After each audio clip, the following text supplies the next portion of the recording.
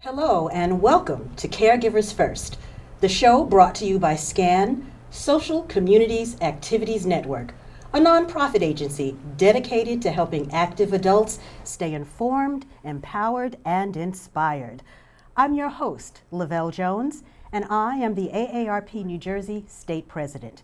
In that role, I serve as the principal volunteer spokesperson for our 1.3 million AARP New Jersey members and our 300 volunteers. Here's a fact. Today in New Jersey, there are more than 1 million family caregivers. It's important that we have laws to support them. It's equally important that caregivers understand those laws and know how to access their benefits. The topic for today is New Jersey laws caregivers should know. I'm delighted to have as my guest Crystal McDonald, the Associate State Director of AARP New Jersey. Crystal is the Associate State Director of Advocacy, where she helps to plan and execute campaigns to support family caregivers, improve health care access and affordability, promote retirement security, and ensure access to affordable utilities. Crystal brings over 10 years of experience in community organizing, health policy, and coalition building. Welcome, Crystal. Thank you, Lavelle, for having me. Oh, it's a pleasure to have you on the show, and I have had the pleasure of working with you, so I am looking forward to your insights on this important topic. Thank you. I'd like to start our discussion with an overview question. In New Jersey, there are hundreds of laws on the books. What is it that makes a law particularly relevant to caregivers? Yeah, so it's a good question, and I think the place to start is who are our family caregivers in New Jersey. So there's over 1 million family caregivers in our state, and the average caregiver is actually a 49-year-old woman who's working part-time and also working an additional 20 hours doing family caregiving during the week. It's a lot of work. And so when we think about what supports caregivers need at AARP, we think about workplace flexibility often, because a lot of people are balancing work, their family life, whether that be caregiving for their adult loved one or caregiving for children, right? There's a lot of people kind of that sandwich generation. Also thinking about who's included in that caregiving team, right? And so caregiving sometimes is long-term caregiving for a chronic illness. Sometimes it's helping with helping with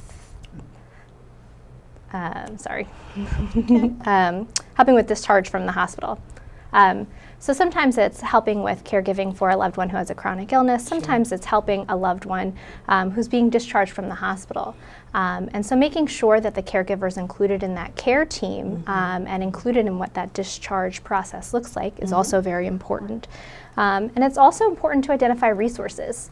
So sometimes when I talk to caregivers, especially brand new caregivers to the scene, they really don't know what to look for or where to look for it. Yes. And there's really no one place that you can go to find all the resources available to you in your area.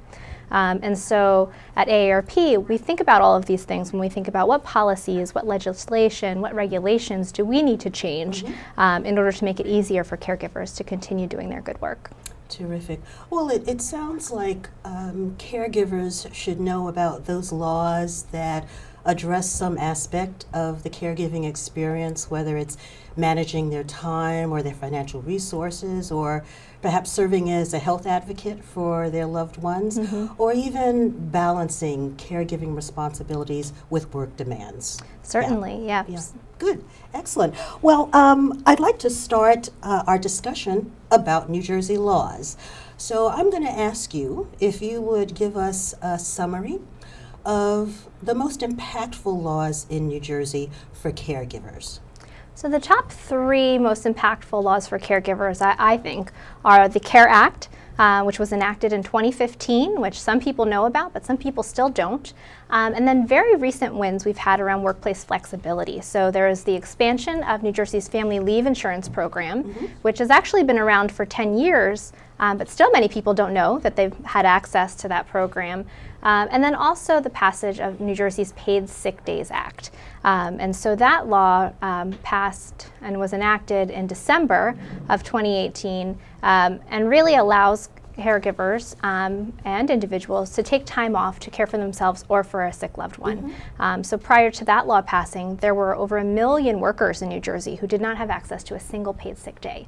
So can you imagine trying to be a caregiver and not being able to take one sick day, to care for your loved one? So those three really have had a big impact, and we're excited to make sure people know about them, because that's the next big step. Well, to that end, then, how about we drill down a little bit into those three? Let's talk about the expanded New Jersey Family Leave Act. I know that I believe you mentioned that it broadens the definition of family. Can you explain to us what that is and why that was important? Yeah, absolutely. And so New Jersey's Family Leave Insurance Program has been around since 2009. And I think it's important to know that we were the second state in the country to pass a paid family leave insurance program. And over that time, we've been very proud of it. But in that 10-year span, less than 1% of the people eligible per that program have actually utilized it. Less than 1%? Less than 1%. And do you know who's eligible? No. Anybody who's working in New Jersey. You're all paying this tax into the program. So far, it's really never been above $30 in any given year, but you're paying into the program. And a lot of people don't know that they have access to it. And what New Jersey's Family Leave Program allows you to do currently is it allows you to take time off to care for a sick loved one, or to bond with a new child, whether that be a birth child, a foster child, or an adopted child. And you can take time off to take them to physical therapy, to take time off to help them recover after discharge, those kinds of things.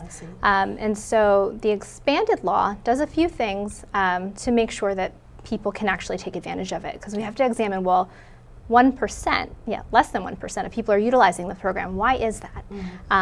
And one of the things we were most excited about was, as you said, the expansion of the family definition. And so there have been a lot of reports recently, if you read the news, that the nuclear family is no longer the traditional kind of family model in our country. And loved ones could be anyone. Could be your in-laws, it could be your grandparent, it could be your neighbor.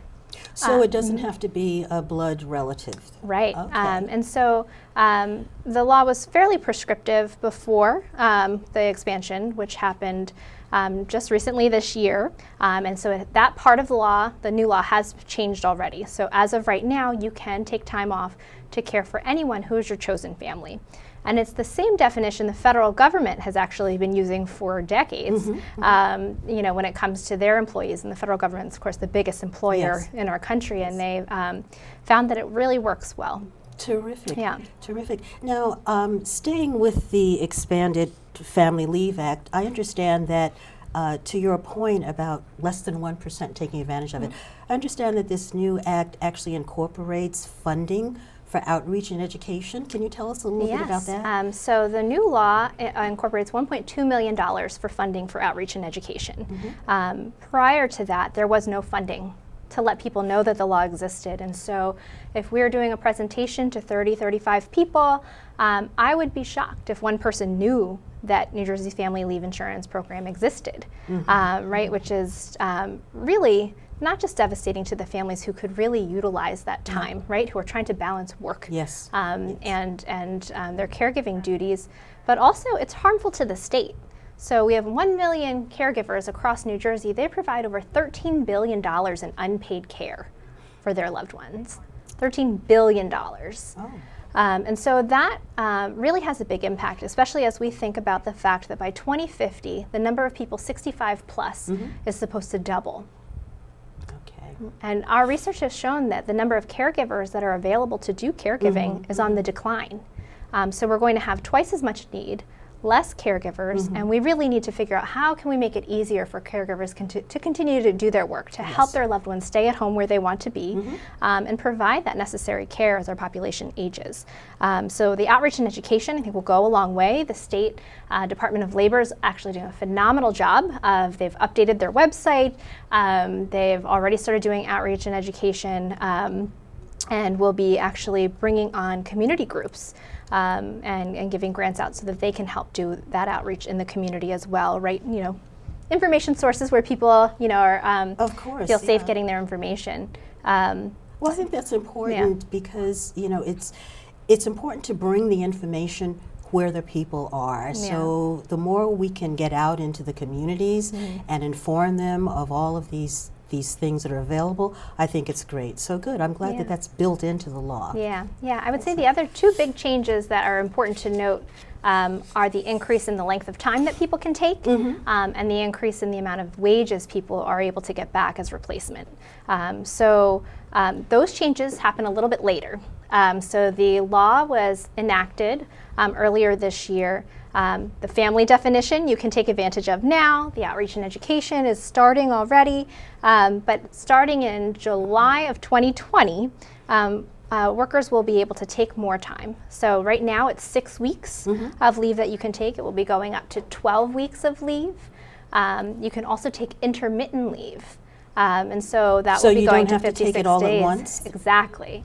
And so that's really critical, especially for folks who are having to help with ongoing care needs. So one of our members shared with me recently, she needed to take time off of work every Friday for 3 months to take her mother to physical therapy. And it's something that she didn't realize she would have been able to do under family leave. And so now you can take just Fridays, and so work the rest of your week, get your partial pay, and be able to do that caregiving for the loved one who needs that care. And the other great change is the wage replacement. You Currently, said wage replacement? Wage replacement, right? So you're taking time off of work. Okay. And you've paid into this program with the state. And so the state, similar to temporary disability, but it's family leave insurance you're applying for, will help replace those wages on those given days. So if it's that 1 day a week that you're taking or 6 weeks at a time, you would be getting a check from the state. And it's for part of your wages. So currently it's about 67% of your average weekly wage, and it's capped at $650 a week. And so especially for lower wage workers, 67% of your salary is not exactly enough to be able to take the time off. The expansion of the law, which again, this part will go into effect in July of 2020, will be that they can take up to 85% of their weekly wage. That's a big difference. Yes, and the cap will go up to $850 a week. So it really helps, especially I think lower wage workers, to be able to afford to take that time off as well. So really, I think exciting changes, and hoping that more people know about it and can start to take advantage of it. Those are exciting changes, and I can see how that's going to benefit caregivers. How do people apply for the insurance? Right. So you apply through the state. So the Department of Labor's website is myleavebenefits.nj.gov. And you can go there. You'll be looking for family leave insurance. You can apply online. There's also a phone number listed there, where you'll have to fill out an application. You're the doctor of the person you're caregiving for, or if you're, have recently given birth and it's for you, you will have to fill out a form. And you'll need to get employer information. So your employer, the state actually has a way of capturing most of this now. So in some cases you won't have to reach out to the employer. But in some cases you do, where they just basically have to verify your wages. For the last year, so that they can figure out what your rate of pay would be. So you can get assistance for applying and going through the process from the government and your employer as well. Yes. Okay. Terrific. Thank you so much. We are going to take a break right now. We will come back and discuss in more detail some other impactful laws. You probably already know that rehabilitation is a must for successful recovery from surgery, injury, or serious illness. What you may not know is that you're free to choose where you go for rehab. In Monmouth and Ocean County, the compelling choice is Care One. Where you choose to go for rehab matters, and with Care One, you have 4 convenient locations to choose from in Monmouth and Ocean counties. Care One at Jackson, Care One at Wall, Care One at Homedale, and Care One at King James in the Atlantic Highlands. At Care One, you'll work with a team of experts to develop a plan based on your needs and goals. You'll have the full support of caring, compassionate physicians, RNs, licensed therapists, and nutritionists dedicated to helping you recover successfully without setbacks at a pace that makes you comfortable and successful in meeting your rehabilitation goals. Once you take the first step with us, you'll never look back. Call 877-99-CARE-1 today and come for a tour. Hello and welcome back to Caregivers First. I'm joined by Crystal McDonald, Associate State Director of Advocacy for AARP New Jersey, and we're talking about New Jersey laws that caregivers should know. Crystal, I'd like to talk a little bit about the Paid Sick Days Act. I understand that there are hours that workers can accrue. How does that work? Can you tell us how that's calculated? Yes, absolutely. So the Paid Sick Days Act allows workers to accrue 1 hour for every 30 hours worked, up to 40 hours a year. Okay. And so for workers who never had paid sick time before, it's obviously a great boon. For workers who already have paid sick time, as long as their employer offers at least that benefit, if not more, they'll continue to have the same paid sick days available to them that they did. So if you've got 8 days instead of 5, that would continue. Okay. Can those accrued hours be rolled over into the next year in the event you don't take them? So partial of the hours can be rolled over, but it is still capped at earning that 40 over the course of the year. So once you reach 40, when you roll over, you can't keep accruing until you've used up some of that time. Okay. And who's eligible to take advantage of the Paid Sick Leave Act? So the Paid Sick Leave Act is pretty much available to any worker in New Jersey. So if you're part-time, seasonal, full-time, you have access to those earned sick day hours. Even part-time? Even part-time, yeah, which is exciting. And especially, again, helpful for those caregivers who on average are women 49 years old working part-time. Of course, we're going to need that flexibility. Yeah. The one carve-out that was in the law is for per diem nurses. So they are not able to accrue sick time, and certain workers who are already covered by a union contract, but generally they have. But in general, time, yeah, all so pretty much workers everyone else, yeah. And are all employers required to adhere to the Act? Yep, all employers are required to adhere to the Act. If you have any problems, so there has been rollout and communication from the Department of Labor. There's been notices that have gone out to employers, but if you do find that you're having any problems, your employer maybe didn't know that the law had changed, or you have any discrepancies, you're able to take that up with the Department of Labor as well. Okay, and just remind me, when did this law go into effect? So the law passed actually in October of 2018, and then there was a waiting period of 120 days before folks could take advantage of the earned sick time. So people were able to start using it in February, so you can use it now. Okay, great. And then for workers, if you're starting a new job, you have a 120-day waiting period before you can actually start taking any of the time you accrue. So you accrue on day one, you can't actually utilize it until the first 120 days. I see. Okay, terrific. Is there anything else that we should tell our viewers about how to take advantage of this law? Yeah, I would say the state has, again, a really great website that you can go to answer any questions, print out documents maybe for your employer to help educate them about it. And that website is mysickdays.nj.gov. I think it'll pop up on the screen, hopefully, for folks. But it's a great website. It's very easy to use. They have it in a couple of different languages. Okay, so it's mysickdays.nj.gov, G-O-V. Okay. Terrific, thank you.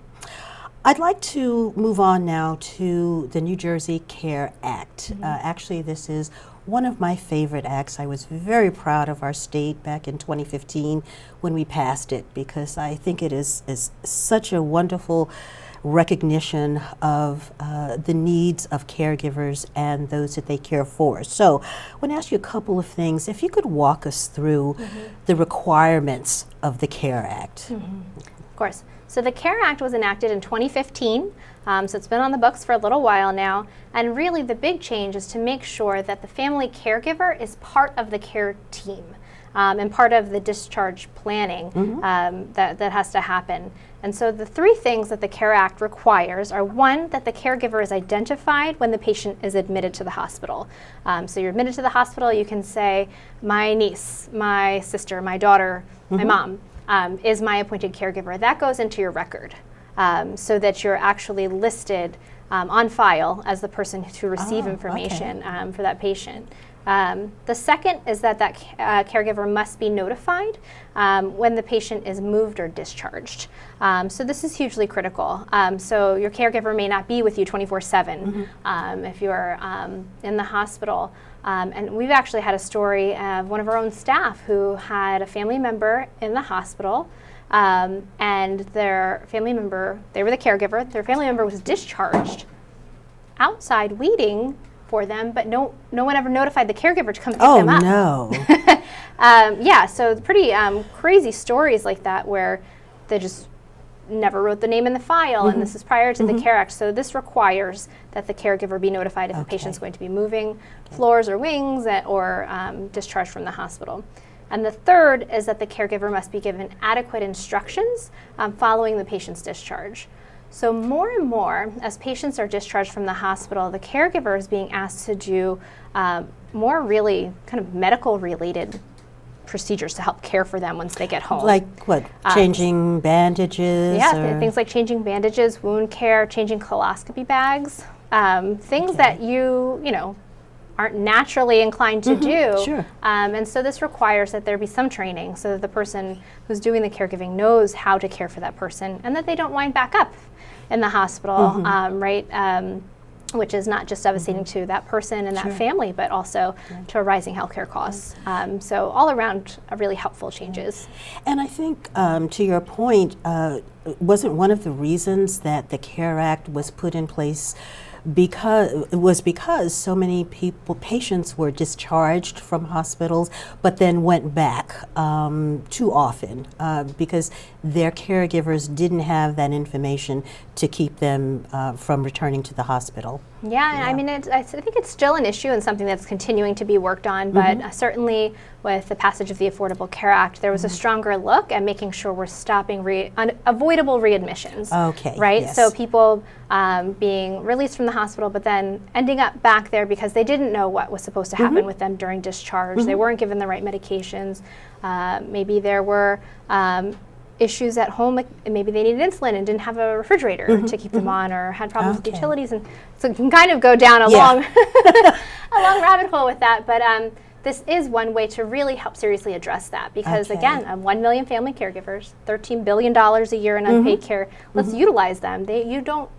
I couldn't imagine really the anxiety you would have if you were supposed to be taking care of a loved one coming home with you and you have to give them injections, or medication management could be 4 or 5 different medications that can't be mixed together or given with food or not food, and so those instructions are really critical to the mental health of the person caregiving, so that they know they're doing a good job, and also to the person that is receiving the care. And in my own experience with my own friends and families, I know how important it is to understand, for example, potential side effects of medications. I had a close friend whose mother had been hospitalized.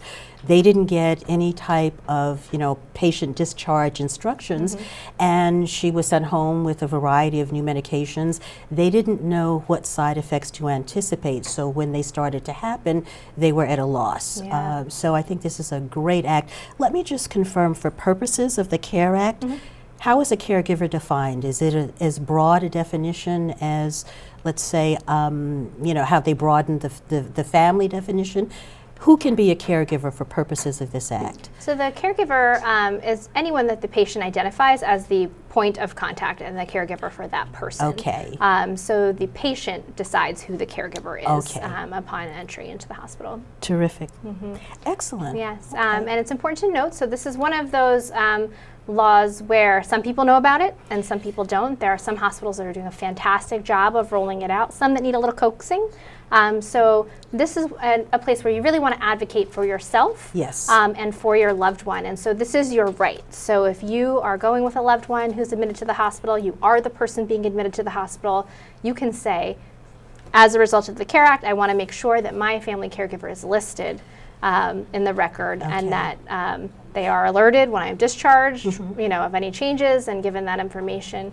And you can actually go on the AARP website to get a caregiver card that you can keep with you or have your loved one keep with them. And it would just be on our website at aarp.org/NJ caregiving. AARP.org/NJ caregiving. That's right. Wonderful. Okay, I want to use the last segment of our show to circle back to you. Tell us a little bit more about your position at AARP, specifically what you do in terms of advocacy, and when you share that, would you also tell us a little bit about the New Jersey Caregiver Task Force, because I think you have a direct connection. Yes, so I'm the Associate State Director of Advocacy at AARP, and what that means is I'm responsible for helping make sure that our members are given all the tools they need to be advocates for themselves and for their communities. So we have 1.3 million members across the state. We really work to serve the 50 plus, make sure they can live the way they want to as they age. But really what we do affects people across generations, right? So family leave, earned sick days, the CARE Act, that doesn't have an age number or requirement for that to benefit you. And so our job, and my job really, is to work with our volunteers, and the power is in the power of our membership and our people. Okay. Right, so making sure that folks know about policies that are coming up, that they're able to share their stories and what impacts them, help decide what kinds of policies are going to be the most impactful, and help kind of teach folks about how the legislature works. Okay. Right? Okay. So some of what we do is through training our volunteers, or making sure that the information like this is out there. Some of it is making sure that we are working with elected officials and policymakers to make sure that they're making the right decisions for their constituents. So helping our members to have meetings with their legislators, to testify at hearings, much like you've done in the past. Okay. And really that's how we have the most impact. Terrific. I think the most powerful we are as an organization is when we walk in kind of with our army of members, and we don't have to say a thing, right? So my best day is when I'm quiet and all of our members are doing the talking. Wonderful. Yeah.